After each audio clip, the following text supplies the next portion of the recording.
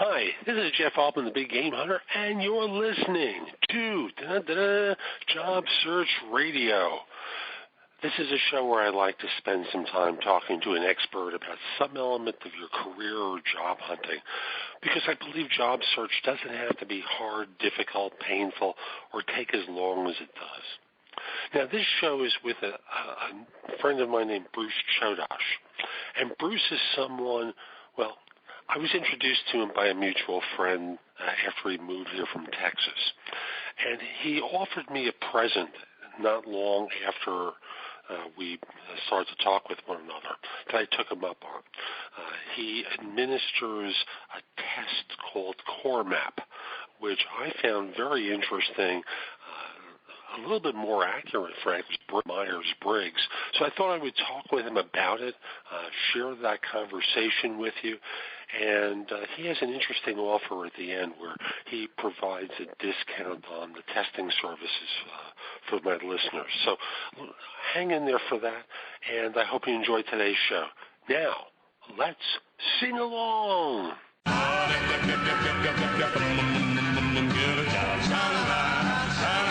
Are you looking for a new job or interested in leveling up? Job Search Radio is your go-to resource for insider tips on job hunting and growing your career. Here's your host, Jeff Altman. So my guest on this episode of Job Search Radio is Bruce Chodosh, who's managing partner of Spectracom, a firm that does executive and personal coaching, leadership development, organizational improvement, and the like. He's a master facilitator, a former director of professional training with EDS. He's a super guy. And Bruce, welcome to Job Search Radio. Great to have you on board. Thank you so much, Jeff. It's great to be here from rainy Charleston, South Carolina. It's a pleasure talking to you. Ooh, you got it bad. Yeah, it's coming down in torrents. It's something that we've never experienced before. It's kind of very historical proportions, but so far, we're staying dry. Amen. And please stay safe. So, Myers-Briggs. Most people know about Myers-Briggs. What does Myers-Briggs test for? So, Myers-Briggs is used quite widely through corporations and individuals. It really tests how you function in the world. And by functioning, we mean, are you more extroverted or introverted? Do you make decisions more with feeling or thinking? Do you have a good sense of intuition, or are you using your senses of what's going around in your world? The only difficulty with what we call this a type 2 assessment is it really doesn't take into account are any of these traits conditioned. So although you can be functioned, let's say, as an extrovert, you might have been taught that extroversion is important to get ahead, and you need to really push yourself to be more extroverted, but that may or may not be your true nature. And so that's part of the limitations in looking just at that Part 2 profile. So when people have these letter characteristics, E would be for extrovert, and what are the other letters kind of represent? Do you know offhand? Well, I think the N is introversion, I is intuition, S is sensing, and then you've got perceiving and judging. And when you look at these together, again, they tell you how you function in a particular environment, which is the current environment, but that's not necessarily who you really are. And an example, again, would be, let's suppose you are left-handed by nature, but you've been taught that right-handed is something you're going to have to adapt to and learn. People see you and you function as a right-handed, but your true nature is that of a left-handed person, which means you're really not using all of the natural talents that you were given. Gotcha. So you and I met over the concept of the Core Map test. Could you talk about Core Map and contrast the Myers-Briggs and give folks an idea of the differences between the two? Now, I'm going to make it broader than that, Jeff. So there's also type 1 profiles that really look at how you see yourself and how others perceive you. And there are many that do that also. And we're all born with our true nature intact, and we then present ourselves to the world as a certain personality type, and that's a part one. Myers-Briggs then takes a look at not how you see yourself and others perceive you, but how you function in the world. What CoreMap does, it's a multi-dimensional profile that looks at both of those, but also how well your traits are developed, how you react to stress, your levels of emotional intelligence, and to how to cope when you're under stress. So it looks at three separate data points to give you a true picture of your authentic self, your unconditioned self, so that you can use all your natural talents to pick a career that's going to be best suited for you. Interesting. How does the test work? How does it differ in how it's administered than, let's say, Myers-Briggs? Well, the CoreMap takes about 45 minutes to do online, and the thing that's unique about it is that it cannot be skewed. So some of the other profiles combine positive and negative traits, and they don't really show you where there are areas for improvement when you function under stress. So what happens when you complete the CoreMap, you get back an individual detailed report, but that's only the starting point for uncovering what your true nature is and your authentic self. You sit down with a facilitator, and we look at the part one, which is the self-perception, part two, how you're functioning, part three, your level of reactivity and your natural preferences and how stress impacts that. And by putting those three data points together, we get a complete picture, composite of that natural tendencies that is that authentic self. And so the real gold comes out in a discussion, because a lot of people, about 50% of the population, is not aware of who they are when they take a personality profile. You may think of yourself as being a certain type because that's what you've been told, but part of our analysis and kind of getting down and digging under the onion shows a part that you may not have been truly aware of. And that's where the gold comes in. Interesting. So I know when I took the test, I had a perception of myself as one way. And as I took the test, and you and I spoke afterwards, there was a big aha for me. Because one of the things I was enlightened about, and it's probably the best way to put it because the light bulb really went on above me at that moment, was the conditioning I had to be well organized for the nature of the work that I'm currently doing. Because as a headhunter, you manage enormous amounts of data in order to be able to find someone, market them effectively, et cetera, et cetera. Yet that wasn't my true nature, and that's what the test really came out with. Yeah, exactly. And you run into this pretty regularly, where people's personality types suddenly, they're aware that that's not their true nature, and they've developed a way to cope with their work. That's exactly true, Jeff. A lot of times, because of the environment that we grew up in, we are not allowed to live according to our true nature, and we adapted and sometimes even survived doing it that way. We might have taken a job in an organization that required us to function in a certain way. And from your standpoint, you turned out to be a commander entertainer. And CORE stands for commander, organizer, relator, and entertainer. And a commander is a style that likes to get things done, action-oriented, and loves a challenge. An entertainer is also an extrovert, and they are very spontaneous, creative, and are great for starting up new things and building new territories. The organizer, which was the part that was kind of used as a mechanism for you to cope, is very specific about details, facts, structure, and is really focused on getting things right. And then the relator piece is about needing harmony, ability to get along with people, to build team and build loyalty. For some reason, as you were growing up, organizing became very important based on the occupation you chose, and you're probably very good at it, but that might have not been your true nature. And so it takes effort, and when you operate out of this sort of dormant phase, it creates stress. And I'm the same way. I'm a commander entertainer, and I really don't like to focus on details, but I do what I have to do to get the job done, which is a tendency of the commander. Gotcha. And folks, we'll be back with more from Bruce in just a moment. But first, my job search insider tip for this show, which I'm going to call Job Search Tips from the Movies. Yeah. So this week's movie feature is Jerry Maguire. And before you think I'm going to talk about Show Me the Money, I'm not. So I'm not going to do my Cuba Gooding Jr. imitation of Show Me the Money, Jerry.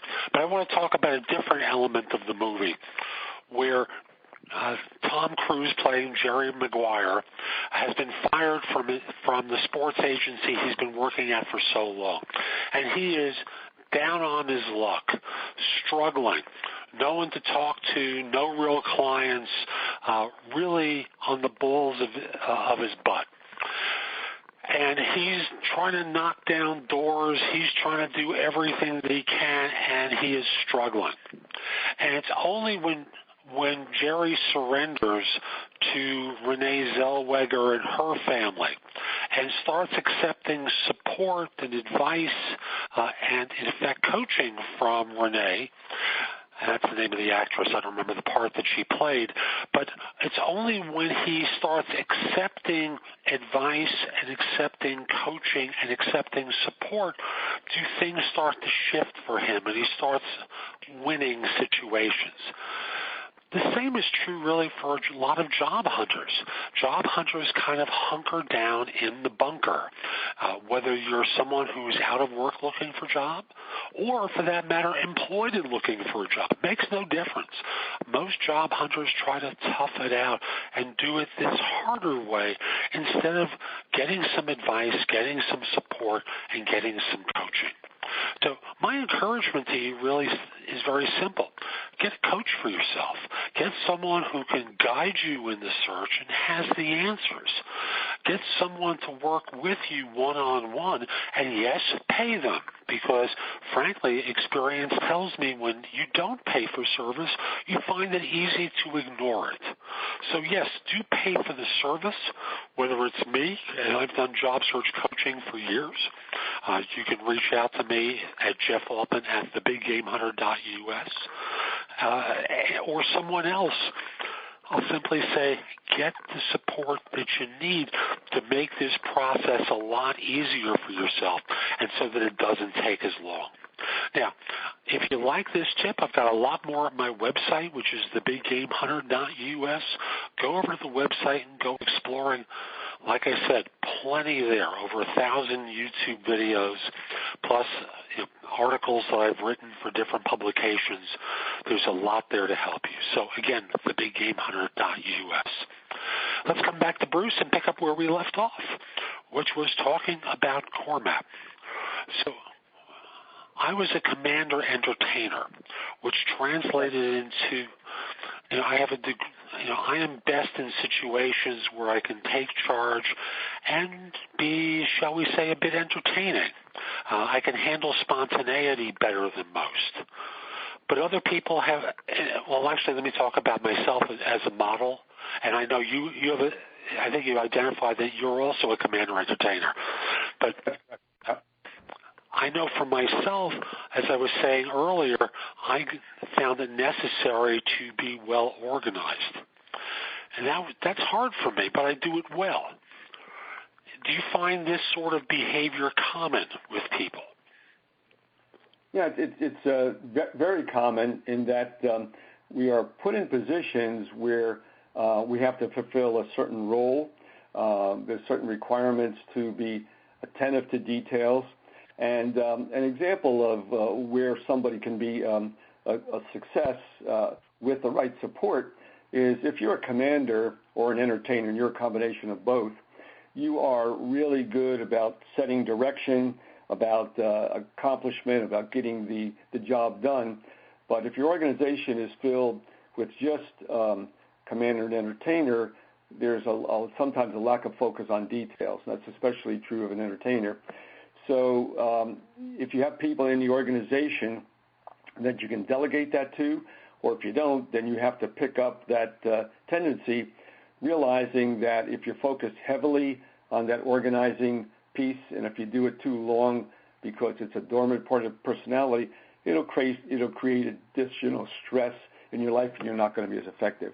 But there are many people that do it, and so a wise thing to look at from a career standpoint is how you can balance out and share those responsibilities where you're looking at strength against strength. So, Bruce, how do relators differ from commanders, organizers, and entertainers? Well, relators are actually almost an opposite of a commander, where the commander sees the world in terms of black and white and is very decisive. The relator sees the world in terms of gray, and their main focus is about creating harmony and an absence of conflict. Commanders don't mind conflict at all, and relators are really good about building relationships, loyalty to the organization, but they need to be reassured. They need security and stability, and they want to know that you care about them. So the best way to get the most out of a relator is to show them that you recognize them and you care about them, and they can be one of the most loyal employees that you'll ever have, and great team players. Now, I'm hearing 4 different attributes: commander, organizer, relator, entertainer. And you, in creating this assessment, it looks like you come out with 2 different terms. In my case, commander, entertainer. Right.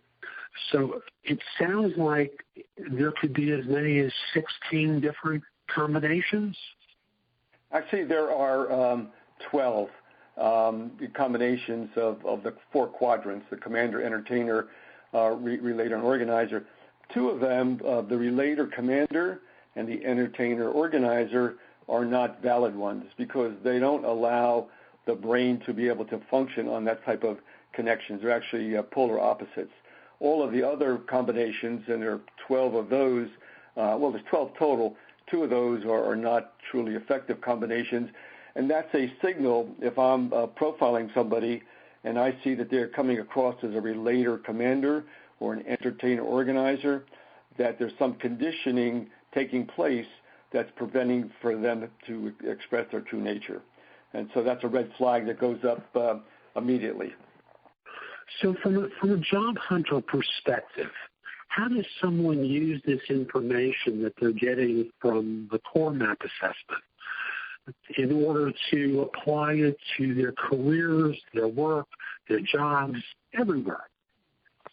Yeah, so when you go in for an interview, what the core map tells you is how to really distinguish and understand how to relate to other types. So there are very, very different signs of nonverbal reactions, how to talk to a commander versus how to talk to an entertainer, relator, organizer. A commander, when you're going in for an interview, is very much a bottom line person. They want to know what you've accomplished, what you've done, and they're direct to the point. Sometimes can be blunt. If you're going in to talk to an entertainer, they're very interested in knowing about you, your background. They like to talk and tell stories, and so that's their way of kind of getting information about you. It's more of in a story mode. If you're talking to an organizer, you better have your facts and details in front of you. So they don't want a lot of embellishment. They want to know what you've done, what you've accomplished, and how you work within a system. And the relator wants to know more about you as a person. You know, who are you? How are you going to fit into the team? How will you adapt to the culture? And so what's important is that when we do the core map, we also come out with a career report. And the career report will tell you characteristics of how to be the most effective with your style, or what type of work environment is going to suit your natural talents the best. And so that's where the true passion comes in, Jeff, is when you can align your true nature, your authentic self, with those talents that align to a particular career, then everything else puts you in a state of flow. That's the key. That's really the key. And if I remember correctly, part of all of this that really brings out the best is in the conversation with the facilitator afterwards, because they're picking up on certain things from the actual test, will ask follow-up questions, make comparisons with certain attributes, and draw out whether some of these qualities that you've indicated are really conditioned responses or whether they're real attributes. That's exactly true, Jeff. You can be really good at what you do with your job, but if that's conditioned, you'll find that the stress increases and eventually you're not as effective, you become exhausted. An example is I did a profile for a doctor, this was a radiologist, whose profile showed in this part 3 that his level of development and reactivity of stress was really high. And I said to him, you look like you're under tremendous stress. He said, you're exactly right, Bruce. I'm exhausted by 10:30 in the morning. And so I said, well, why is that? Well, a radiologist tends to be sort of a sole practitioner in terms of the work. They like to work and look at their charts, but he was also put in charge as office manager, and that related to all of the personnel problems, people complaining and whining to him about what was not right, and that was way out of his comfort zone. And so he adapted to that because that was what was asking for him, but he was totally exhausted because that was not a good fit. And I asked him, why do you continue doing this? He said, well, the money's good, I get a lot of vacation, and it's a prestigious job. I said, yeah, but very true, but you're exhausted by 10:30. So that's important to look at the trade-offs that you're willing to do in your life, Jeff. And it's not like at the end of this you tell people, quit your job, go write poetry. Not really. No, not really. What you can find is that there are all types of ways of rethinking how you do your existing job, or where you can even approach a new opportunity to build on these skills. And we tell you, part of this career coaching is not necessarily to go out and quit your job, but how to bring out more of your natural talents to enhance where you are and to grow into some other possibility if that's what you want to do down the road. Interesting. It's funny how this stuff gets conditioned in us.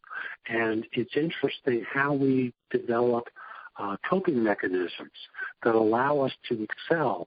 But one of the things I've learned over the course of years is, let's put it simply, work has a connotation for a reason.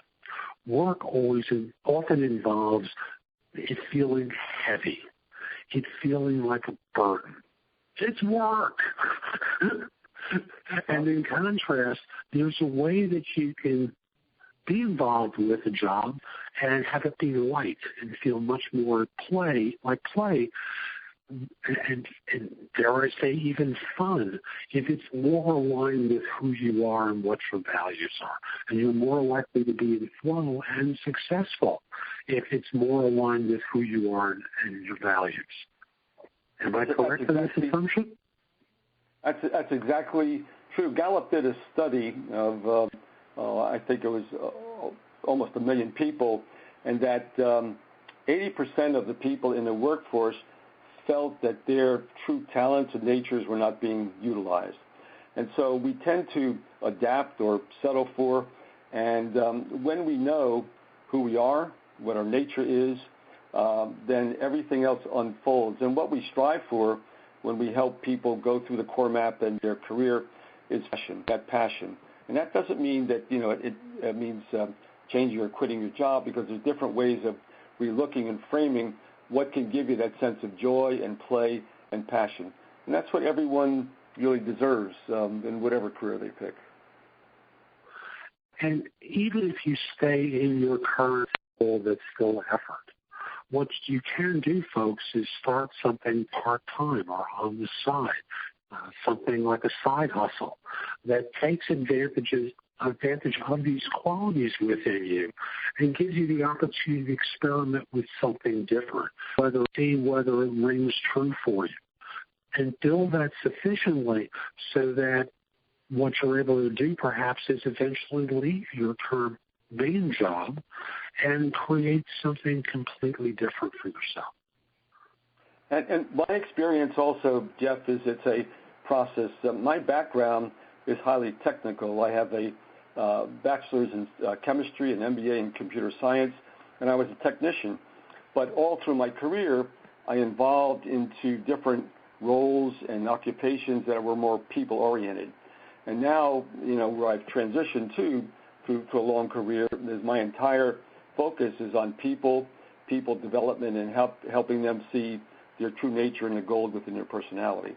So it didn't happen overnight, but it was a steady transition. Once you know who you are, then the roadmap is set, and that's where we can help you get there. And afterwards, it's useful to have someone coaching you to support you with this and to work with you so you can examine this and take steps toward moving in that new direction, right?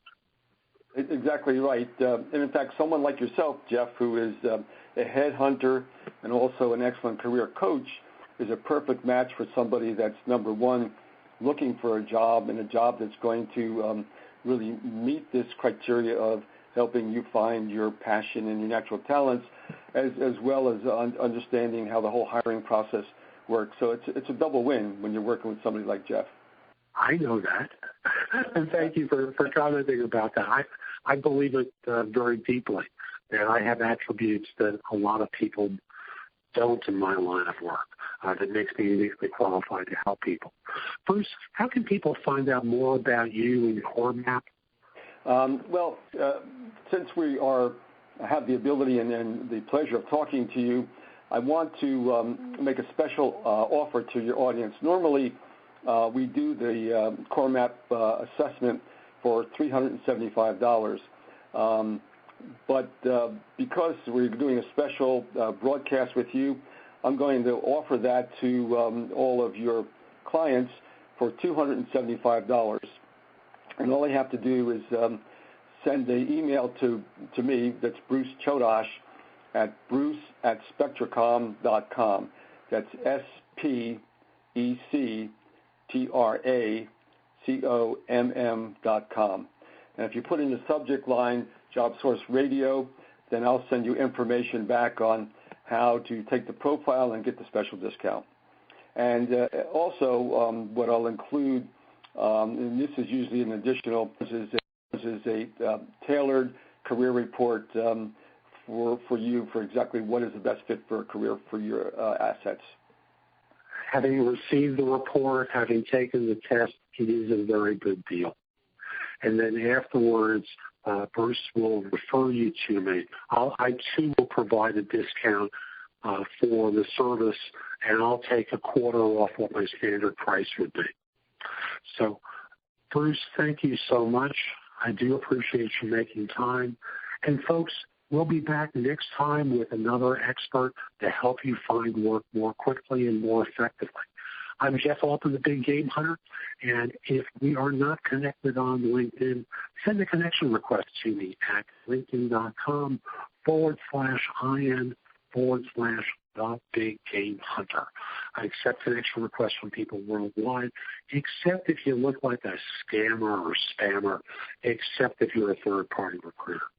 And again, my website is thebiggamehunter.us.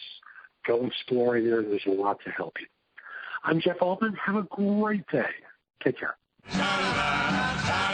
For more job search advice, visit Jeff's website at thebiggamehunter.us. That's thebiggamehunter.us.